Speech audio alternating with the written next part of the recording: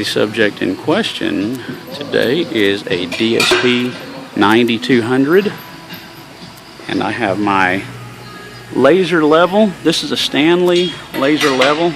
Doesn't really matter, excuse me, it's a Black & Decker. Doesn't really matter what type you use, just as long as you have some sort of beam that you can project on the floor. So we're going to be looking for this beam to be moving side to side like that, or depending on the surface of the balancer that you want to check, it may be moving up and down. In this case, I'm going to just stick it right here on the balancer, and I'm going to project it across the room at a tire changer.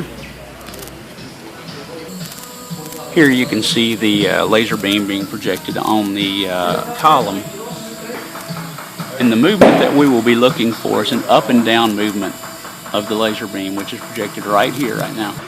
So here we go. All I'm going to do, I have it in calibration mode, but it really doesn't matter as long as you can get the spindle shaft to spin. I, of course, have the calibration weight attached to create some sort of imbalance. Of course, you know this is 3.41 ounces of imbalance, and we should see whether or not one of the balancer legs are sitting solidly. I'll show you why here in just a minute. Okay, here we go. I'm going to lower the hood.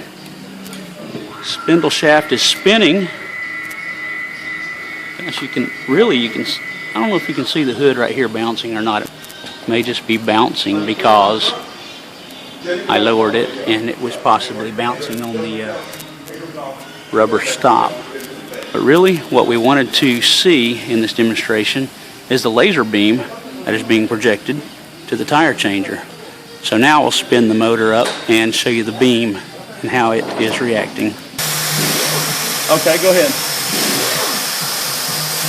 Okay, the balancer's spinning, and you can see the line here is bouncing up and down. So now we want to find out what is the reason why.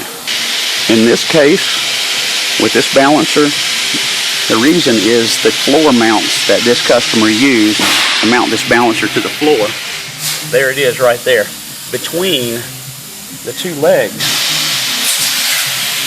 To complicate matters, this leg, as well as this leg,